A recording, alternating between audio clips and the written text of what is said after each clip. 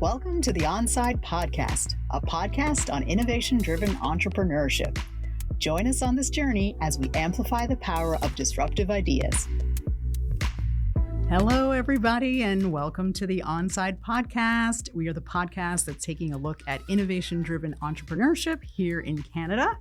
This season, we are taking a deeper dive into stories of women entrepreneurs and leaders who are reshaping industries and driving real change. From tech manufacturing to wellness to education to AI, we're really excited about the topics we're bringing this season. These fireside chats are also being brought to you through Onside Start Now Incubator, which supports diverse and intersectional women to start and grow their businesses here in Canada. And this is being done with support through the Women's Entrepreneurship Strategy. I'm your host, Alex McCann, and I think this is our second episode this season. And I'm very excited today to be joined by Lisa Hayden, who is the CEO and founder of Pivotal Growth. Pivotal Growth is a leadership intelligence firm that is transforming how organizations grow and scale through inclusive design, AI-powered diagnostics, and data-backed leadership strategies. Driven by a bold vision to modernize leadership, Lisa quit a successful corporate career to build a company that equips leaders with insights and tools to lead with purpose, impact, and results. Her journey has been anything but conventional and is fueled by resilience, community, and a relentless belief in what is possible when we lead differently. Through her work, Lisa helps organizations turn leadership into a competitive advantage to drive growth. Lisa, welcome to the Onside Podcast. Thank you. This is very exciting to be here. I mentioned in your opening that you started off in the corporate world, left the corporate world, and moved on to decide to be an entrepreneur and found Pivotal Growth. So what was the pivotal moment or what was the inspiration that made you think about moving from, being in the corporate world, which is very secure and comfortable, to becoming an entrepreneur and thinking about leadership? And there was absolutely a pivotal moment. There was, and I call it that corporate moment that made me make that decision that it was time to leave and do something. And so there were three effects that were playing out. The first one was I had read Carol Dweck's book, Growth Mindset. And that fixed and growth mindset for me clarified those things I was intuitively reading about what made people successful, growth mindset. The second one was that I was struggling to find my value. I was working a lot of hours, working on a lot of projects with a lot of different team members, and I couldn't find my value. And then the third thing was I had embarked on getting my coaching certification at Royal Roads, and that experience and exposure had got me thinking even more clearly about what is the power of coaching to help performance and success. And that corporate moment with a team, that, needless to say, was not a pleasant moment, solidified that where my head was and where the team was, we were just out of sync, and it was time for me to go and embark on the next chapter of my career. And that night I went home and I said to my husband, I'm quitting my job and I'm starting my business. And to his credit, he didn't blink an eye. His response was, finally, go do it. It'd been nurturing in my thinking. And so that, exactly as you said, that moment, in the day-to-day work brought it all together. Oh, that's amazing. And it's wonderful if you have a supportive partner that's there for you and you just are like, okay, I'm done. I'm done, but you just reached a tipping point or that pivotal moment. Exactly. Now, how did you, as you were thinking about your business, one, I'm curious about how you picked the name Pivotal Growth. So I'm going to ask you about that.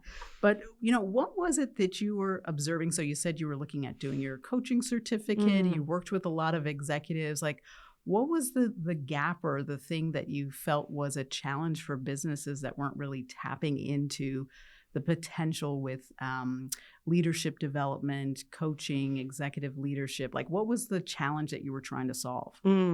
Well, there's two ways that I'd answer the question. The first one is that with coaching, the fundamental belief is that people have what they need to achieve more. It's helping them find it and unlock it. And so, typical managing training does not get at that. And the fact that, if you believe in great sales, great leadership, it all is about what we call relational intelligence, but most people call soft skills. And that is not, you can't think your way to having a great conversation. It's practice-based mastery. It's connecting with people. And it was in that journey, well, the backstory is I actually launched the business as Pivotal Coaching. And so the business has, pivoted over time. There's a whole pivot story that plays out. When I was working with these executive leaders, we always do a baseline. And I started using traditional baseline reports. Some of it is personality, some of it is competence, some of it is EQ. And these executives and senior leaders I was working with, they would say, I have a file that is inches thick, that is, information. Can you help me get to insights and get clearer on that action plan? And, I was thinking, well, surely that, there's other people that are doing that. And so my curiosity took me on that place of just spending more time exploring that. And I started to experiment with different tools. And so essentially what we've done is we've taken a point of view of how do we help leaders get clearer on who they are as a leader and what they need to meaningfully work on. In leadership, energy and time are the two scarcest commodities. And so that's essentially what they were getting at is, how do we get clearer faster? And while coaching is highly impactful, if you're doing conversations for a high performance, high momentum leader, that doesn't feel fast enough. And so in that journey, we've created a diagnostic that for a leader is 5 pages, creates a constraint-based view and a hypothesized action plan that they will then validate it. So they don't have a blank piece of paper. They don't have a 30-page report. And then the other piece that was missing is most of the well-known instruments, tools, solutions that organizations use are 20 to 30 years old. So it's old tech. There's not been an enablement to be integrated into HRIS systems or ERPs. There's not an AI enablement. It's all quantitative. There's no capacity to do qualitative, which is what we have the capacity to do in the leadership intelligence platform that we've been building over the last 5-6 years. Wow. That's so interesting. And you have such I was going to ask you, the name Pivotal Growth it was from Pivotal Coaching, and then you went to Pivotal Growth, right? Yes. Yeah. Well, it sounds like you really sort of tapped into a variety of things. I know what you're talking about with some of these personality tests or reports or things. You get like a 40-page report, and then it's like, okay, there are so many insights. I don't know which ones are the ones that are important. And they always make everything sound like. They never say anything negative. Everything's like it's not a weakness. It's just not really a strength, or things like that. So it makes it a little like challenging and trying to figure out how to use it and digest it. And if you're in a smaller organization with maybe more hands-on, it might be a little bit easier or not. Larger organizations that are doing that kind of work with multiple leaders or executives, or if you have a large growing team. Someone who can help people mobilize that. Sometimes it's hard to get those condensed versions of things so that you can like action it sort of right away. So it sounds like that's kind of where you were going. Exactly. And the way it's been built is that we can do it for individuals and organizations. So the way we're often working with enterprise corporations is we'll come in as a get an organizational view, or what we call creating that leader persona. And then you start to, break off into your different groups, which ultimately ends up in a leader getting their own pivotal leadership diagnostic that is, personalized to them. So the organization gets a customized insights and recommendations report, and each leader gets their own personalized pivotal leadership diagnostic. So, we've really been able to get more scale in a modern approach and to represent today's modern leadership. Well, that leads me to something else that we talked a little bit about, which I'm kind of interested in. And I've been following, some news and articles, and that's really around, we have this moment now where there are intergenerational teams and different kinds of leaders. And, sometimes with startups, you have or, innovative companies, you have very young entrepreneurs who are trying to become leaders, and maybe they have, people on their team that are of various generations. How do you think about that? Because I do find that that's something that many people are, struggling with, from the baby boomers to the millennials to the Gen Zs that are, coming in. How do you think about that in terms of sort of leadership development? Is there anything that you're noticing in that area? Well, I would say we're not thinking about it. We've been researching it for about 2.5 years. Okay. We started this journey based on some work that we've done with some consultants, and the feedback, and most of them were millennials. They said to us, we don't see ourselves in this definition of leadership. And, that took us on this journey of digging, we gave them a second scope of work and said, well, go tell us what, the definition of leadership is in the future. And that got us on this millennial leader or future of leadership point of view. So we've now just, and in August, early August, we'll have a white paper published around 56 millennial leaders from enterprise corporations. So we'll have both the quantitative, qualitative, and experiential insights about their point of view on leadership. And so here's the interesting thing. There's a very clear evidence-based point of view, not just with us, but externally around, as you say, the intergenerational, or we call it demographic diversity of the workplace. And yet there are two camps, those that say it doesn't matter, we stay the course, and the workforce has to adapt to leading and working the way we know works. And then there are the organizations that are saying this is not the status quo. We need to be future ready, and so it's a kind of an interesting difference and dichotomy of points of view.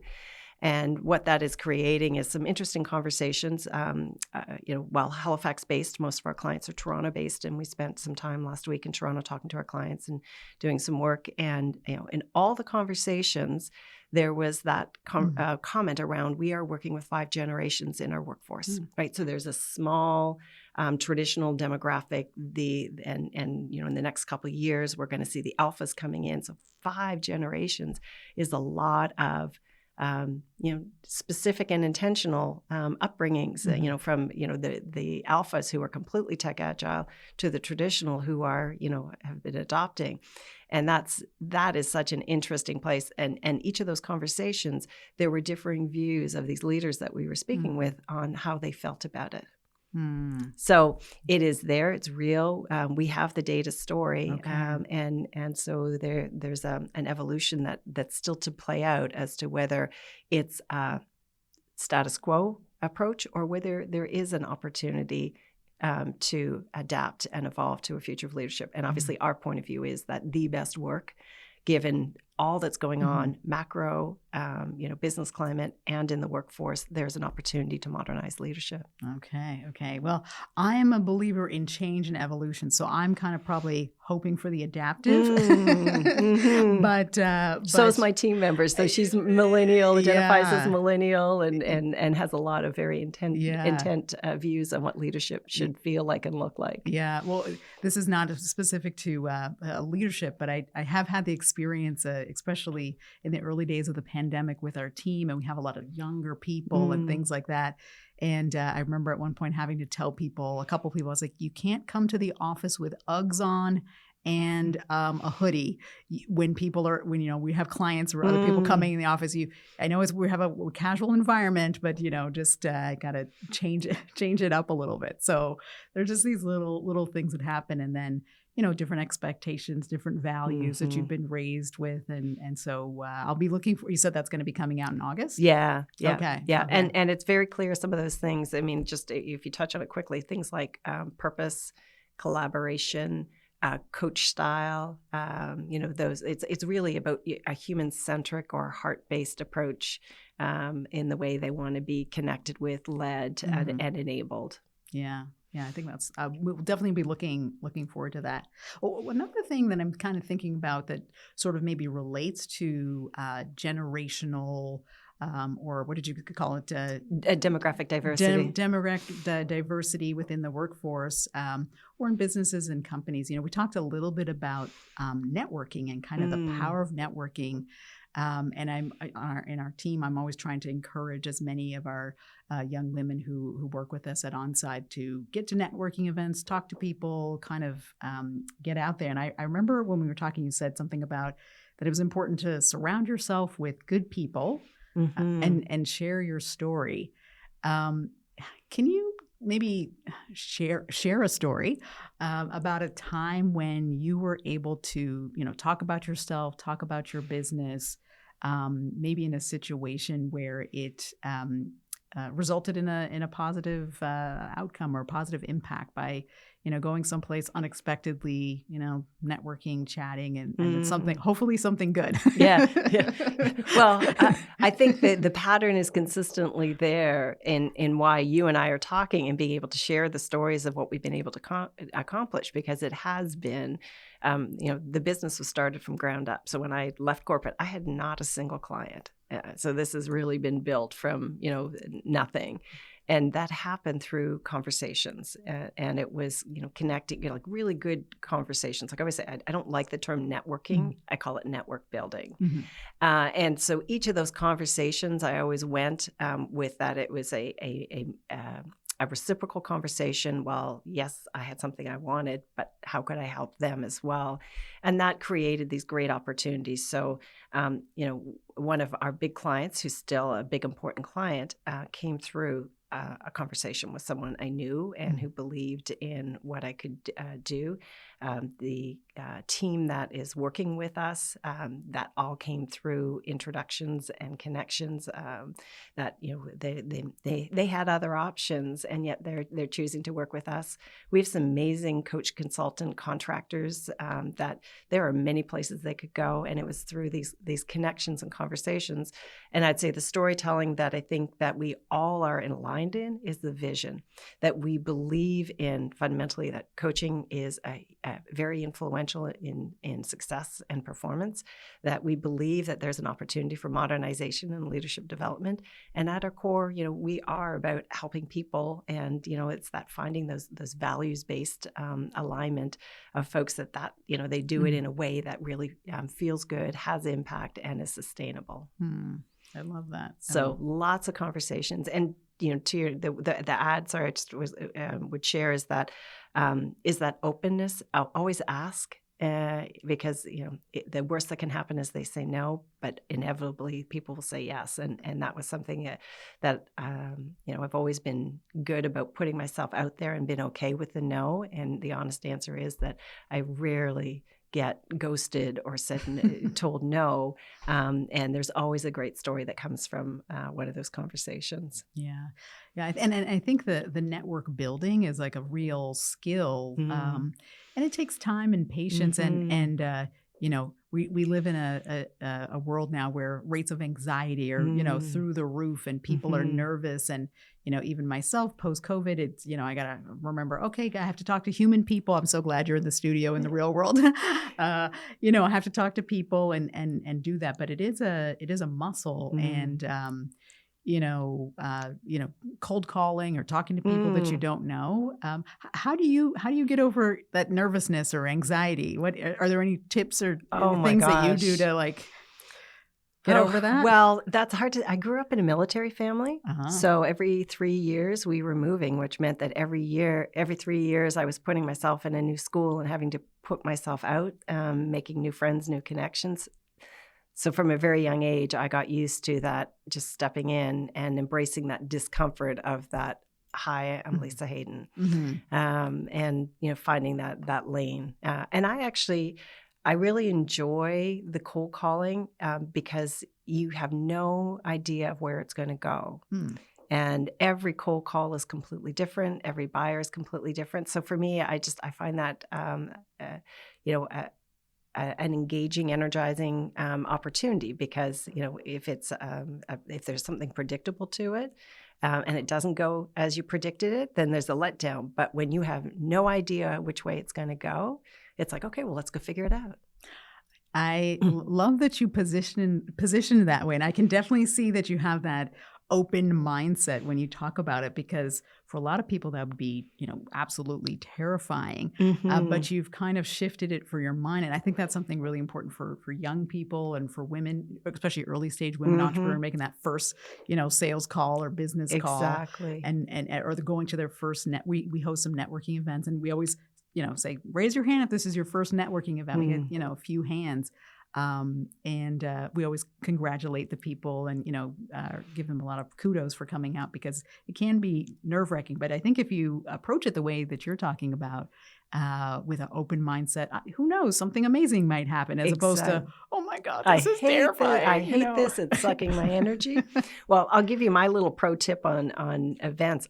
I do not like walking into a room that's in full swing of connections, because it's like, where do you start? Mm-hmm. Where do you step in? I go early. Oh.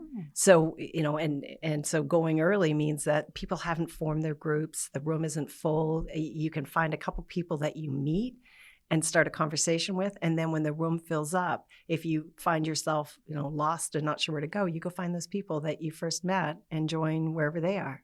I love that. That's a good pro tip. Yeah. Show up a little early, talk to a couple of people at the coffee. Exactly. Yeah. Because when you show up and there's 100 people, it's too much. It's overwhelming. Exactly.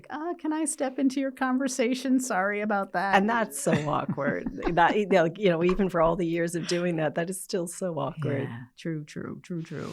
Well, I want to change gears a little bit, because we do love to talk about innovation and entrepreneurship. And I wanted to kind of get your take on kind of two things, which is, you've talked a little bit about, how you created your business, started the business. And I know that you take innovation seriously and listen to your clients and customers. And then you also have recently developed this AI enabled tool, or you've enhanced your own things.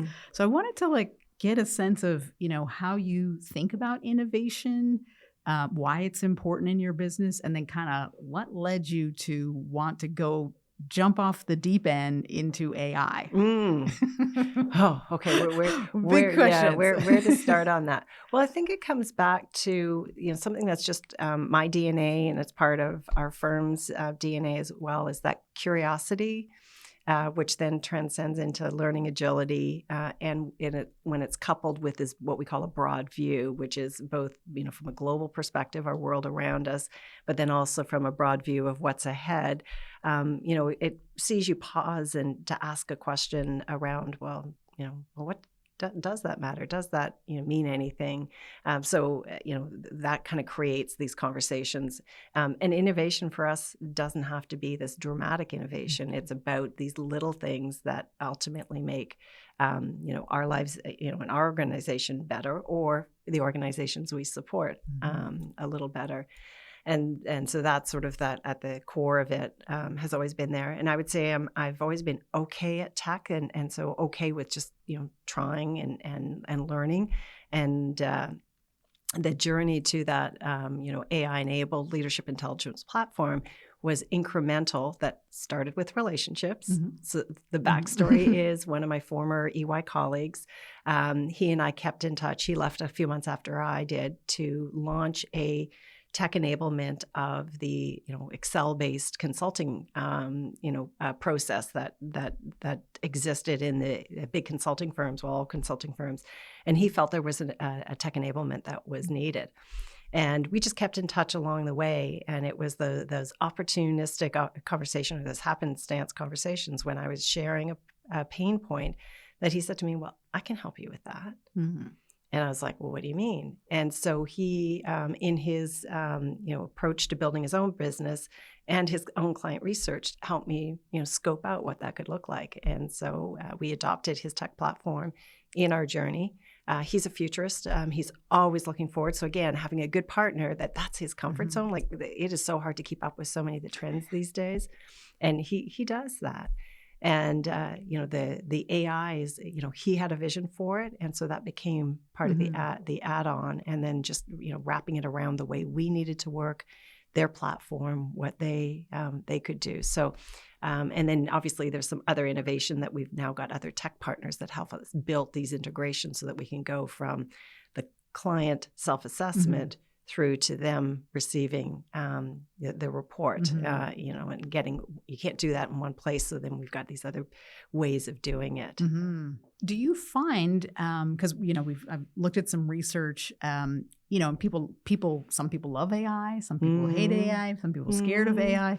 Do you find that, and I know it's kind of new, so maybe you need a little bit more time, but do you find that your clients and the people that you're working with are excited about trying the new platform because it is AI enabled, or they're like, oh, maybe there's something extra there? Or that's a great question.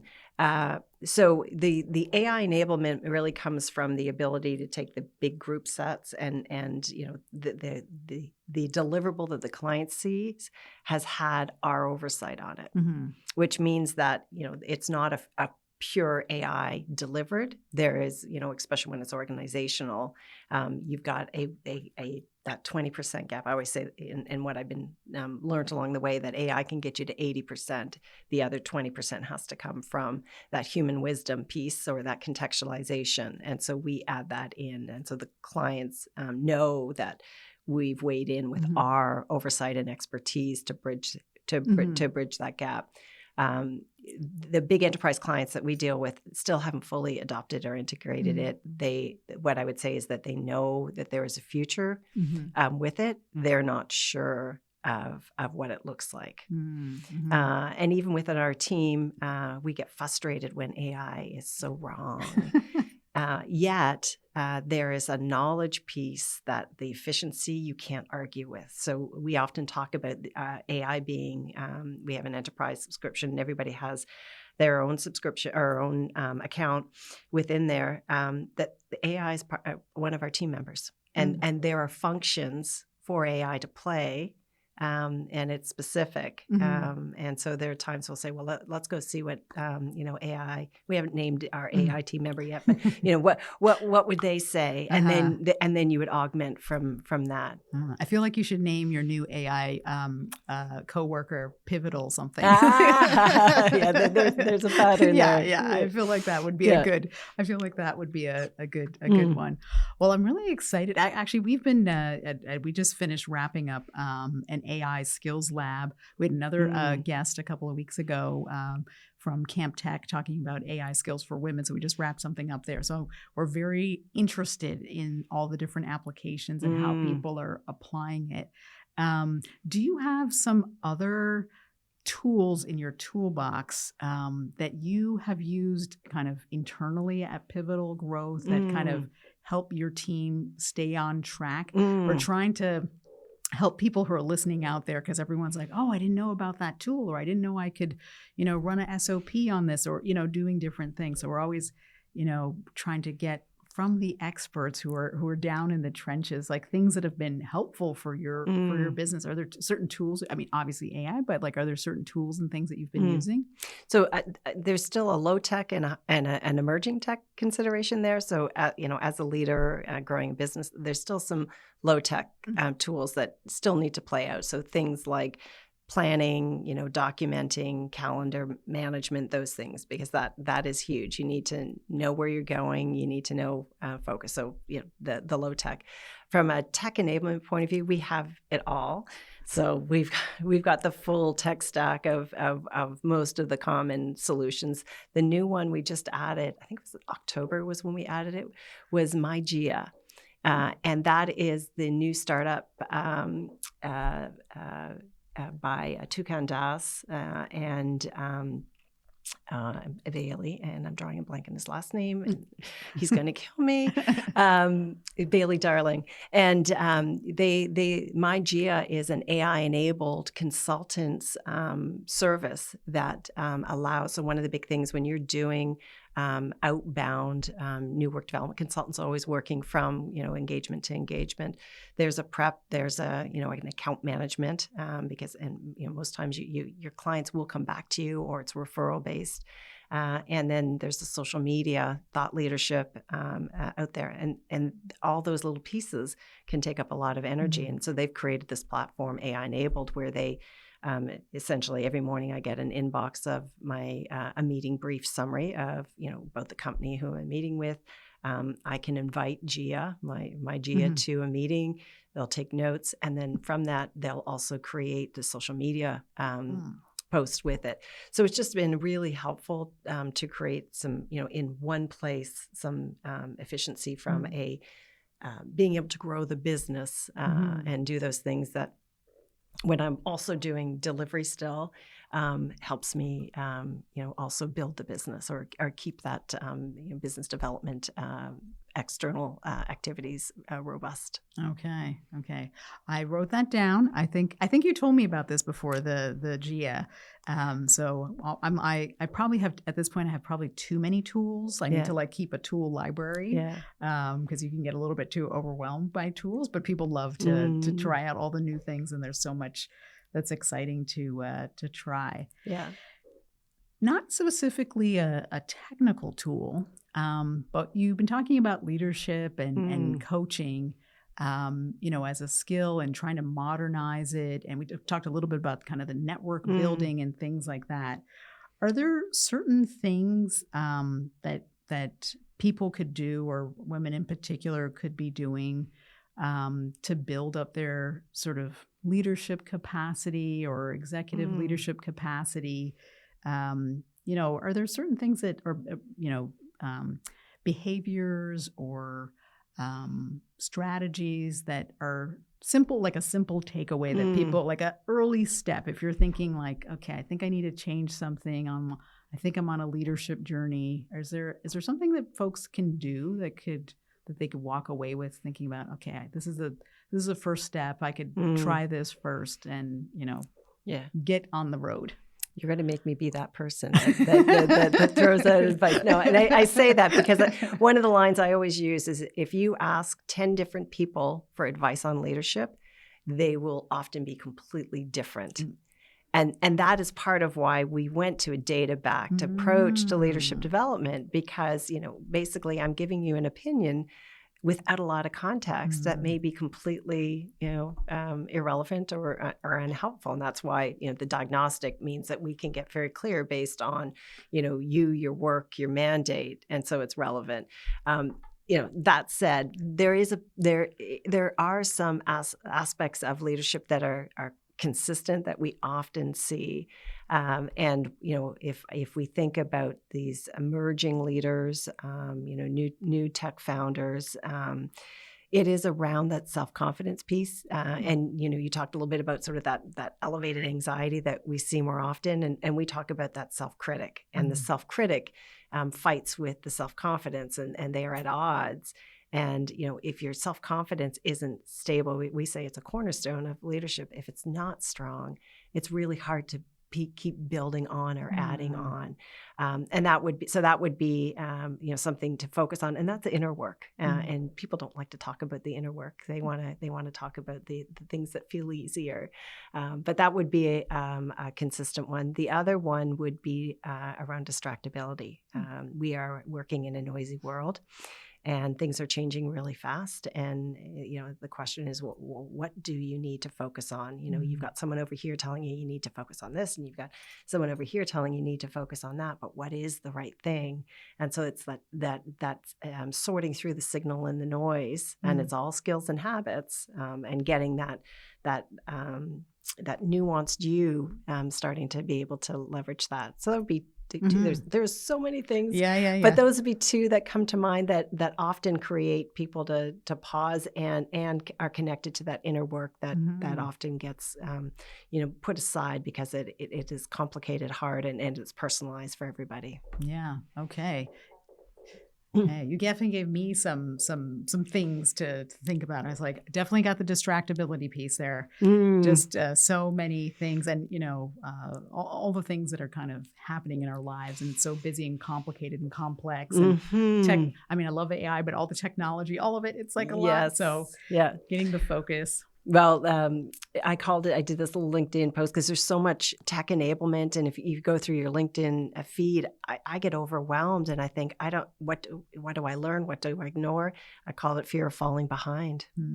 Yeah. And that is real because there's just the pace is so quick these days. And AI has enabled a much faster to market approach to, products, services, and tech advancement. Yeah. We'll have to take that away. Maybe I'll meditate on that while I'm walking in the woods and thinking about focusing on the big picture. And breathe. And breathe. Well, we're close to wrapping up our time. I wanted to ask maybe a quick question before we wrap up. And this is really focused around women entrepreneurs, women leaders, and leadership. Anything that you think is especially relevant for women? You mentioned all these things that are happening, AI, all the things. Anything that you think is, useful or important for us to be thinking as women entrepreneurs and leaders? That's a great question. Two things, if we have time. One is something that women already have, is most women have phenomenal interpersonal skills, right? The relational intelligence. And oftentimes the value of that wasn't always, connected to the impact a female entrepreneur could have. And so it's there, it's real. So leverage that.